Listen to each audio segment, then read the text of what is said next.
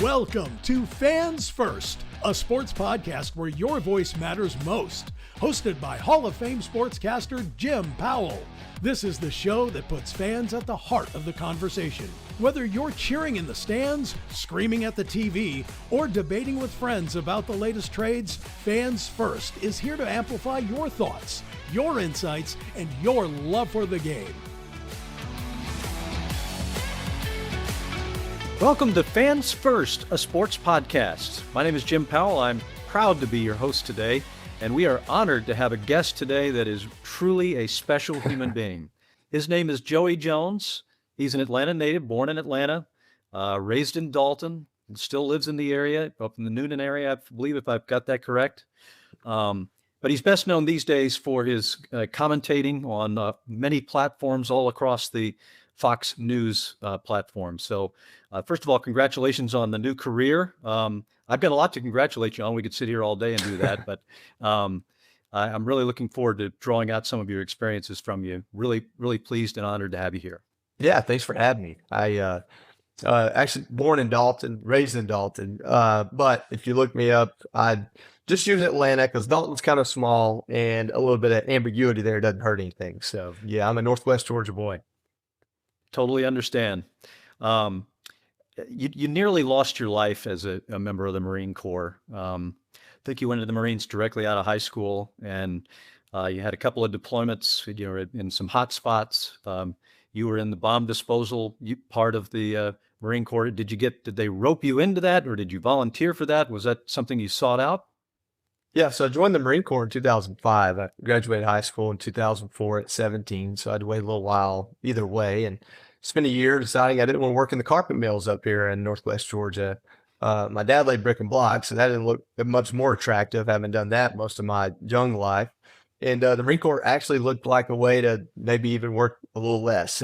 And so, but it kind of likened to my football experiences, and I like being out in the heat doing that kind of stuff. So I joined the Marine Corps originally as a communications technician, and this is how little I knew. I thought that meant I would hold a radio next to, someone calling in an airstrike or something. And what it turned into was working on circuit cards. And I really didn't know the Marine Corps had that kind of job, to be honest with you, to work on the insides of communications equipment. So quickly decided that wasn't really the Marine Corps experience I wanted. I kept raising my hand for different things, had some great opportunities and experiences, ended up going to combat in 2007. And while I was there in Iraq, I learned about EOD, Explosive Ordnance Disposal. And every service treats that job field differently, but with every service, it's 100% volunteer. They can't make you do it for a gamut of reasons, one of which being you walk down on bombs. And if you make somebody do that and they don't want to, it's not a good day. So in the Marine Corps, we treat it as what's called a critical skills operator, which means you have to try out for it and they have to accept you into their job field. The job field itself has full autonomy over who gets to do it. And so it was a way to do something special, something unique, and also something that I knew those skill sets would be needed with or without a war. And it was a really fun time. You're going to have to let me brag on you for a couple of minutes here because your bio is breathtaking, to be honest with you. I mean, I've read it multiple times, and I still can't quite believe that this isn't a fairy tale of some sort. Obviously, lots of parts of it had nothing to do with being a fairy tale, but you deployed to both Iraq and Afghanistan on separate tours. On your last Afghanistan deployment on August 6, 2010, you stepped on an IED, which resulted in the loss of both of your legs above the knees, along with severe damage to your right forearm and both wrists. For those of us who are mere mortals in this world, unlike you, we're done. We're quitting. We're not even going to try. We're done. And that was not, luckily for all of us, a part of your spirit. You're a special man. You willed yourself to full physical independence in 10 months' time. What were you in such a hurry to get to next? Yeah, whatever was next is what I was in a hurry to get to. Being a patient, even in rehab, just wasn't something I was interested in. So I was injured in August 2010. I mean, I had a great group of people supporting me. My now wife, Meg, my mom, my sister, good friends. The job field of EOD is small, but unfortunately, a lot of us were injured around that time. So I had friends that I was recovering with. So it was an optimal situation with the best doctors to try and make that happen. So I can't take all the credit, but I was injured in August. I started walking in February. And between that time, October, I started doing college courses on campus there at Walter Reed. Tim Meg would actually go with me to those and help me take notes because my hands didn't work to begin with. And so, yeah, injured in August, started walking in February, and started working full time in June. Sometime between February and June, we've, arrived at full independence, physical independence. And I was just in a hurry to find out what was next. I wasn't going to lay brick and block for a living like my dad did anymore. And I wasn't going to be a Marine bomb tech anymore, but I wanted to be able to earn a living and have a career, and most importantly, provide for my family.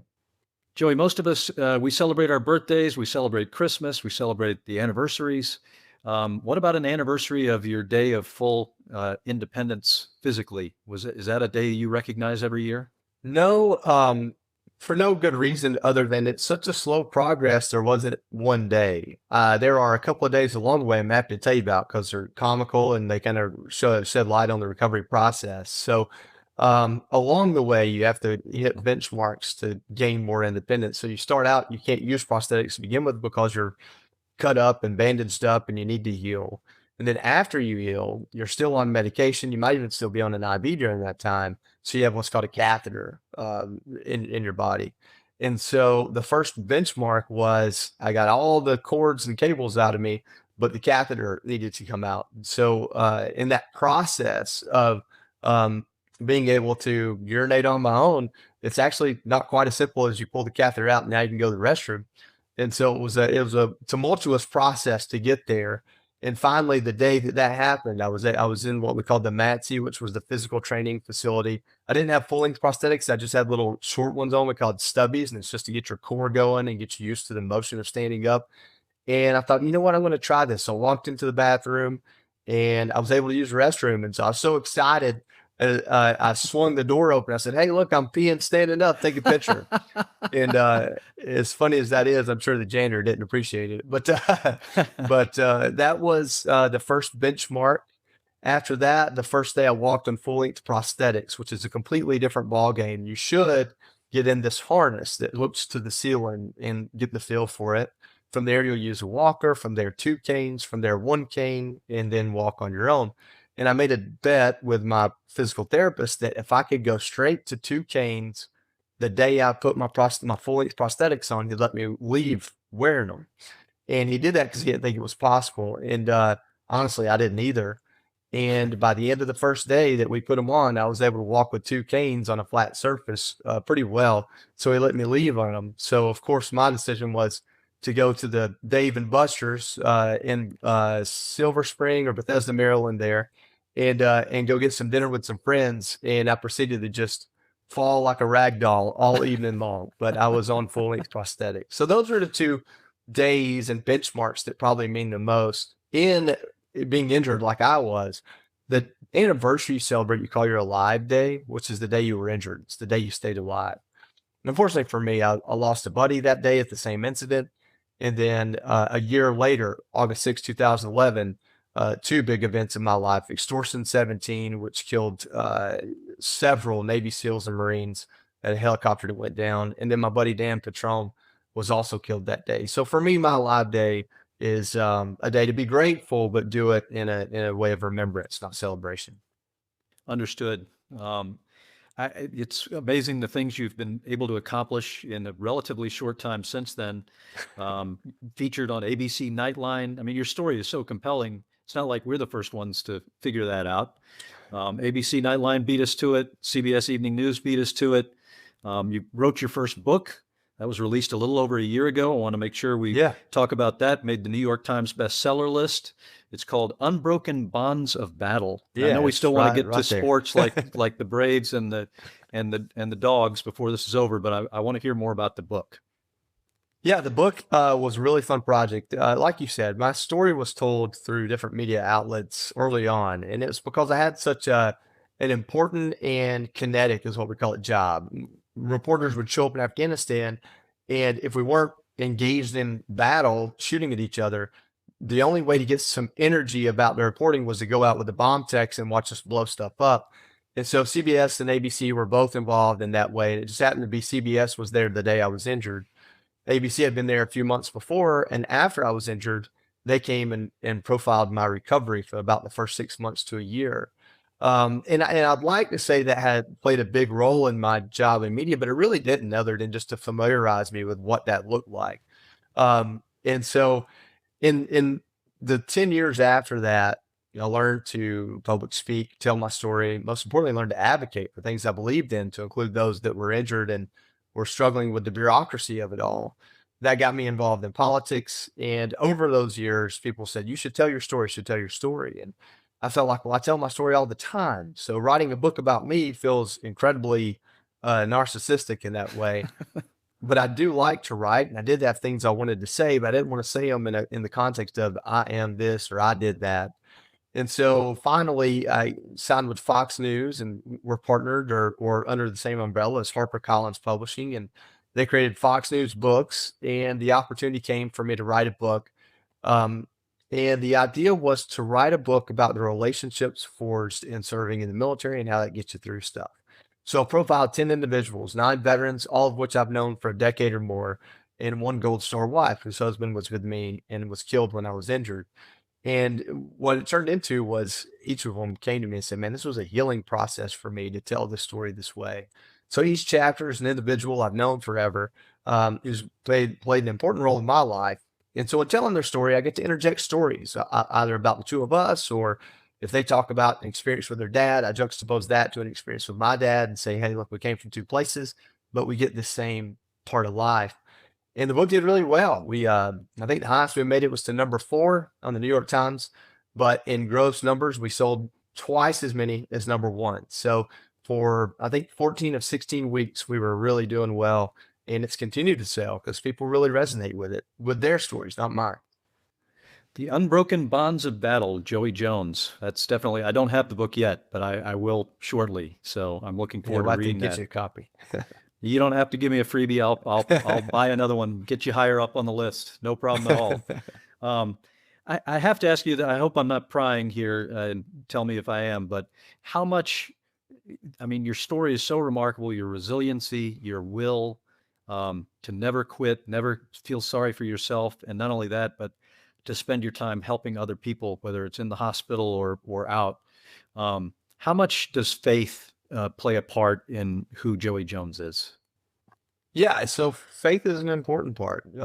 I'll say that every time I tell my story, I talk about saying the Lord's Prayer with the first Marine that got to me to try and help patch me up. And we got from our Father who art in heaven to with liberty and justice for all. We could not remember the Lord's Prayer. And I can't remember, that helped me learn that in my life, faith was much more important than religion. I grew up in church. My mom was in church. When I joined the Marine Corps, the opportunity for it just wasn't there. You never really felt like a part of your community or a part of the Marine Corps, wherever it is. And so faith stayed important more than a specific denomination or religion. And for me, I think the most important part of my recovery was to know that I had a responsibility to my family. And regardless of what I felt like, whatever my mentality was, maybe I was being resentful or remorseful or selfish, I owed something to them. I owed it to them to make them feel okay about it. I owed it to them to become as independent as possible so they didn't have that burden. And I owed it to them to fill the role in their lives that I was meant to fill, whether that be dad, eventually husband, son, brother, friend. I owed it to folks to be that part of me as best I could, even though I'd gotten injured. And I think that's in large part why a lot of my recovery was geared around helping others. I think that my buddy Jake once told me that charity is the most selfish thing you can do because ultimately you do it because it makes you feel better. And that's 100% true. My recovery was easier because I wanted to be able to walk well so I could walk into a room with a guy that was just injured and show him that he could once or someday walk again. And so, it was what you'd call maybe, a selfish way of giving back. And so my family bought in on that, and that's what we did. That's amazing. That is amazing. Selflessness in this day and age is hard to find. So very admirable. I want to ask you about, since this is a sports podcast, we got to work in some sports. I know you're a longtime Braves fan. I know you're a longtime UGA fan. Yeah. I don't know if if you could only root for one of those two teams, which one would it be? Oh, I don't know. Thankfully, I don't have to only root for one of them. I'd say Right. that different. So I grew up, and my dad was more of a Braves fan than a Bulldogs or Falcons. Falcons because they always broke our heart, and Bulldogs because nobody in my family went to college, so it wasn't as important to him. But Braves, that was something he could identify with. So I went to one game at Fulton County and one game at Turner, and now I've been to several games at Truist. So growing up, Braves were a bigger part of it, but I played football. So by high school, the Bulldogs were a big part of my fandom. And when you join the military, especially in the Marine Corps, I think, because there's a lot of bravado and we play football for fun in the Marine Corps, for PT. So there's a lot of culture that wraps itself around where you're from and what you like doing. And so being the Georgia fan in my platoon became a part of my identity. And with the accent, it kind of worked. So I've got pictures, in my birthing in Iraq. I've got a big Georgia flag up, and that was the year that Georgia beat Florida and celebrated in the end zone 2007. So that was a fun year. It had a lot of highs and lows, which college football does that to you. And so I'd say that was the definitive year in my journey to be a real, not super fan, but dedicated fan. And then, we've been blessed with these Kirby Smart years, of course, and the Braves have been doing all right too. It's great that you recovered so you could be part of the Kirby Smart era, because Yeah. I know all of us dog fans feel the same way about that. Like, thank goodness I'm alive for the Kirby Smart era, because it's a lot of fun. Well, you ask about faith, and I do know the Bible very well. And so the analogy I'll give is that Mark Rick was a great man, and he was like Moses. He just had us in the wilderness for a little while. And finally, Kirby got us to the promised land. So I appreciate both of them and both their tenures. We're going to we have a little feature on the show where we kind of turn things in a different direction here as we near the end of our time together. In this case, I want to ask you about somebody that has nothing to do with sports, but it's someone that I think is very important to you, and that is Zac Brown. What can you tell us Sure. about Zac Brown and what he's done for you in your life? Yeah, Zach played a pivotal role in my life. We're still friends. We don't talk a whole lot. He's a busy guy, so am I. But I'd say around 2014, 15, I met Zach as I was involved in a nonprofit in Texas that was kind of centered itself around getting celebrities to show their patriotism and support for the military. And Zach became one of those celebrities. But Zach, in true Zach fashion, is always looking for mutually beneficial ways to leverage things to go do good together. And so I got involved with what's called Camp Southern Ground down in Fayetteville, Georgia. I live up in Calhoun now. And in 2016, the nonprofit I was involved in was moving from where I lived in Texas to Dallas. And my wife and I decided, hey, if we're going to move or work virtually, let's move back home. It was closer to my son. We were looking to have a child soon, and we want to be close to family. So I called Zach and I said, hey, man, would you mind to put me in contact with your management? Because I may want to do this TV thing full time. That's the only way I know I can support myself. And he said, you know what? Do you want to come work for me? You can run for president out of my shop. He's like, but I don't want to put you in contact with management because that's just a can of worms you don't want to have to open up. And he was wise even beyond his own years with that. I went to work for him in 2016, and we developed the veterans programming at Camp Southern Ground. I worked for the Southern Ground Properties, which was everything from a tactical knife company to a wine company to his tour and production. So I got a business PhD working there. I don't know how much I contributed, but I learned a lot.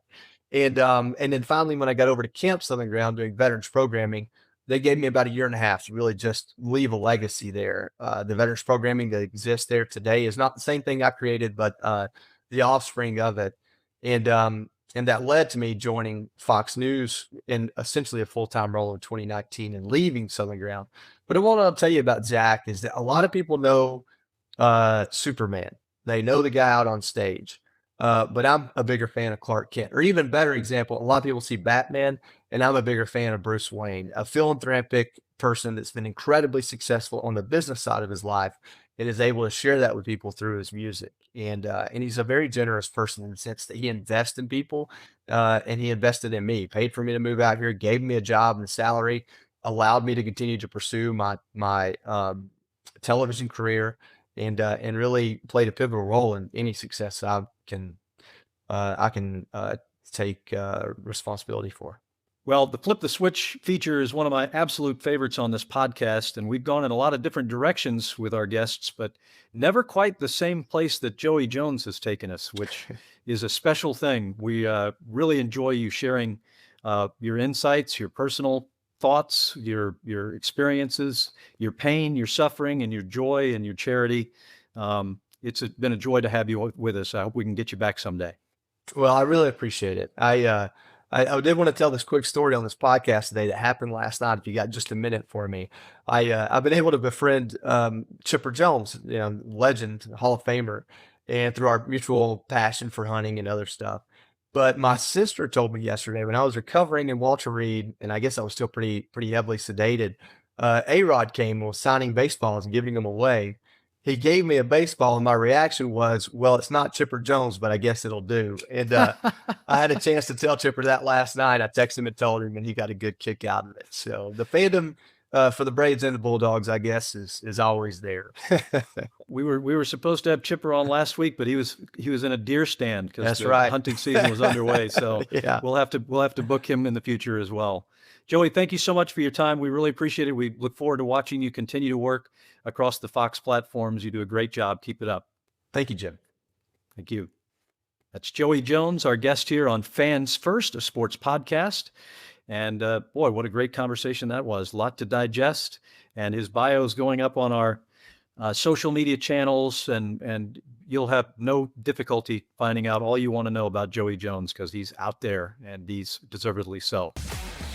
Well, we have reached the part of the show that I enjoy the most. I think a lot of other people do too, based on the feedback we're getting, and that is Get Off My Lawn. Hey, get off my lawn. We have fans offer submissions through video or through text or through audio, and they give an opinion or something funny or insightful. And if it's really good, you ring the bell and you get celebrated. If it's really bad, you get kicked off the lawn. So today, with that in mind, our first guest on Get Off My Lawn is Derrick from Houston, Texas. 2024 has had a lot of cases of dudes wanting to go compete against girls. But I've got one case here where we're talking about a girl in a league of her own, right up there with the Michael Jordans, the Tiger Woods, the Roger Federer, so good that there's going to be no guys that want to pick on her. Caitlin Clark. What do you think? Caitlin Clark, league of her own, NCAA Division I, all-time point scoring record, WNBA Rookie of the Year. No guys are coming for her in 2025. Her best is yet to come. Well, you hear the ringing of the bell? That means somebody has an opinion that has been knocked out of the park. Spot on is Derrick from Houston, Texas, praising Caitlin Clark, not only as being a great basketball player, that's self-evident. I have coached a lot of girls basketball myself. I've never seen a better female basketball player in my life. She's a joy to watch, but it's also been equally as impressive to me to watch the courage she has shown, because she certainly has not been given an easy pass into the WNBA. They've made her work very hard for it, with black eyes and being thrown on the ground and being yelled at, and I'm sure many other things we're not even aware of. So congratulations to Caitlin Clark. You are a strong lady. You are a great basketball player. And thank you again to Derrick from Houston, Texas, for this outstanding opinion you shared with us on Fans First. Well, thanks to our very special guest, Joey Jones, on our Fans First, a sports podcast today. What an interesting conversation that is, a memorable program for sure. And we want to thank you for joining us for today's episode of Fans First, a sports podcast. Don't forget to follow on X, Instagram, and Facebook. And please, please, please subscribe to our Fans First YouTube channel. If you like our Fans First content, you can help us by making sure you're subscribed to all of our social networks. It really does make a big difference. Don't forget about our Fans First website at fansfirstpodcast.com. To be included as a guest on an episode, send your audio file, video file, or written memo to jim@fansfirstpodcast.com. Please keep your submissions to no more than 45 seconds in length. We want you to be a part of our show. So glad you joined us for today's episode. We will look forward to seeing you again soon. For now, so long, everybody. Stay tuned, stay passionate, and keep celebrating the sport you love. Visit us at fansfirstpodcast.com to explore more. Sign up for our newsletter to receive exclusive updates and follow the podcast on social media to join our growing community of sports enthusiasts. Your voice matters to us, so don't hesitate to share your thoughts and connect with fellow fans. See you next time.